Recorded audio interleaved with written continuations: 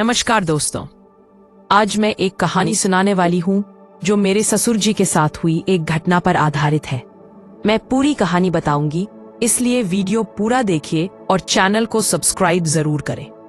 यह एक मजेदार कहानी है जिसमें थोड़ा मसाला, थोड़ा सस्पेंस और अंत में एक ऐसा मोड़ है जो आपको पसंद आएगा।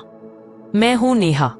हेलो सबको, मेरा नाम नेहा है और मेरी उम्र अभी 28 साल है। वाकई समय कितनी तेजी से बीतता है ना। मैं एक छोटे से गांव से हूँ, लेकिन अब शहर में रहती हूँ। मेरी शादी को 3 साल हो चुके हैं। मेरे पति राजेश एक अच्छी कंपनी में जॉब करते हैं। मैं घर संभालती हूँ, लेकिन कभी कभी सोचती हूँ कि कुछ और भी करूँ। मेरी फिगर, अरे मैं थोड़ी सी हेल्दी हूँ, मतलब जो लड़कियां थोड़ी भरी भरी होती है वैसी। मेरी आंखें बड़ी हैं। कभी कभी आईने के सामने खड़ी होकर खुद को देखती हूँ और सोचती हूँ, वाह नेहा, तू तो कमाल की लग रही है। वो कमर की हल्की सी मोड़ और वो मुस्कान जो किसी को भी पिघला दे। लेकिन चलो, अब मैं अपनी कहानी शुरू करती हूँ। यह कहानी मेरी और मेरे ससुर जी की है। थोड़ी अलग है। इसमें थोड़ा मसाला है, थोड़ा सस्पेंस है और अंत में एक ऐसा मोड़ है जो सबको पसंद आएगा। तो ध्यान से सुनिए। शुरुआत होती है उस दिन से जब ससुर जी पहली बार हमारे घर आए।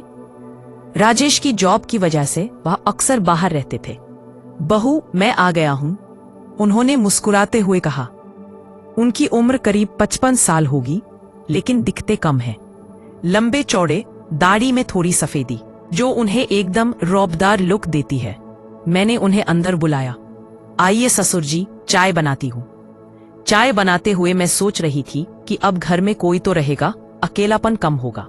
लेकिन साथ ही थोड़ा अजीब भी लग रहा था, क्योंकि राजेश ने बताया था कि ससुर जी थोड़े सख्त हैं, मगर दिल के साफ है।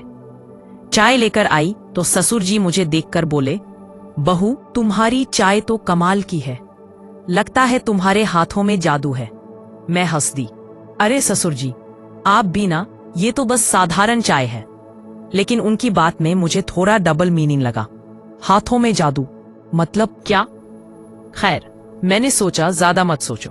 फिर उन्होंने कहा, बहू तुम्हारी कमर पर वो बिंदी जैसा निशान है ना, वो कब से है? मैं चौंक गई। शायद मेरी साड़ी थोड़ी सरक गई थी और पीछे से कमर दिख रही थी। मैंने जल्दी से साड़ी ठीक की। ओ, वो तो बचपन का निशान है ससुर जी। वो हंस दिए। अरे मैं तो बस ऐसे ही पूछ रहा था। अब ये क्या था? Soft skin? धरती लोग तो ये सुनकर सोचेंगे कि कुछ होने वाला है, लेकिन मैंने सोचा शायद वो बस तारीफ कर रहे हैं। मैंने टॉपिक बदल दिया। ससुर जी, आपका कमरा तैयार है, चलिए दिखा देती हूँ। उनका कमरा मेरे बेडरूम के बगल में था। ससुर जी, ये तो मेरा फर्ज है। रात को मैंने डिनर बनाया। हम तीनों ने साथ खाना खाया, लेकिन राजेश जल्दी सो गए क्योंकि अगले दिन ऑफिस था। मैं और ससुर जी टीवी देख रहे थे। एक फिल्म चल रही थी जिसमें हीरोइन डांस कर रही थी। ससुर जी बोले, बहू कभी कभी अकेले में कभी दिखाना, तुम्हारी मूवमेंट्स बहुत ग्रेसफुल होंगी। Graceful movements, no movement. मैं सोचा कि नेहा सावधान रहना, लेकिन शायद वो बस यूं ही बात कर रहे थे। सोच रही थी कि ससुर जी के आने से घर में कितना बदलाव आ गया है। अगले दिन सुबह उठकर नाश्ता बनाया। ससुर जी वॉक से लौटे, पसीने से तर।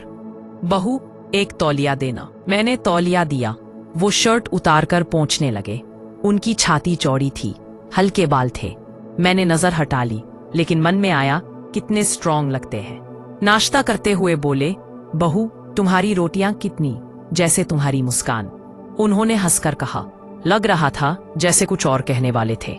घर की लोग सोचेंगे आगे क्या होगा, लेकिन मैंने सोचा बस तारीफ है।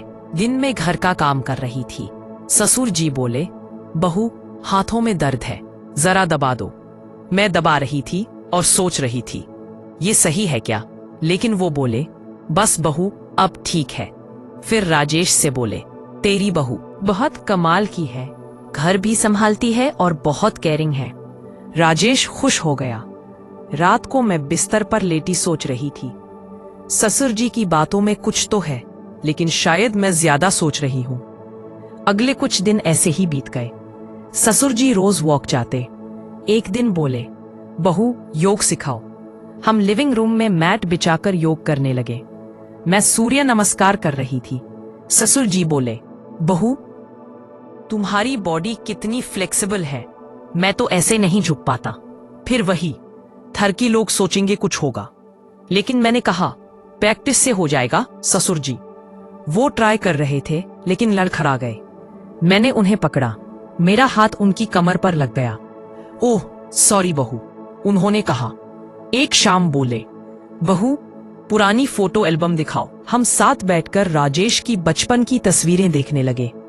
एक फोटो में ससुर जी जवान थे, शर्टलेस। वाह ससुर जी, आप तो हीरो लगते थे। वो हंसकर बोले, अरे अपनी पुरानी ताकत थी। हम हंस दिए। धीरे धीरे समय बीताता गया। एक दिन ससुर जी बोले, बहू शहर घुमाओ, मैं गांव का आदमी हूं। हम पार्क गए, आइसक्रीम खाई। बहू ये आइसक्रीम कितनी क्रीमी है, जैसे तुम। फिर मॉल गए, उन्होंने मुझे साड़ी गिफ्ट की। तुम पर बहुत अच्छी लग रही है। घर आकर मैं सोच रही थी, दिन मजेदार था लेकिन नजरें कुछ ज्यादा ही थी। फिर एक रात राजेश टूर पर था, हम बातें कर रहे थे। उन्होंने कहा, बहू मैं तुम्हें अपनी बेटी जैसा मानता हूँ। राहत मिली। धीरे धीरे उन्होंने मुझे पढ़ाई के लिए प्रेरित किया। मैंने फैशन डिजाइन का ऑनलाइन कोर्स ज्वाइन किया। वो मदद करते, कंप्यूटर सिखाते। एक दिन बोले, बहू मुझे मॉडल बनाओ। वो शर्ट उतारकर खड़े हो गए। थर की लोग सोचेंगे अब कुछ होगा, लेकिन मैंने सिर्फ ड्राइंग की। कोर्स पूरा हुआ। मैंने छोटा सा बिजनेस शुरू किया। ससुर जी ने पैसे दिए, ये तुम्हारा है। मैं भावुक हो गई। फिर एक दिन वो बीमार पड़ गए। तब उन्होंने सच बताया। यो एक लेखक है जो मसालेदार कहानियां लिखते हैं। अंत में सब ठीक हो गया। आज घर में खुशी है। राजेश खुश है और मैं, नेहा, अब एक स्ट्रांग और आत्मनिर्भर औरत हूं।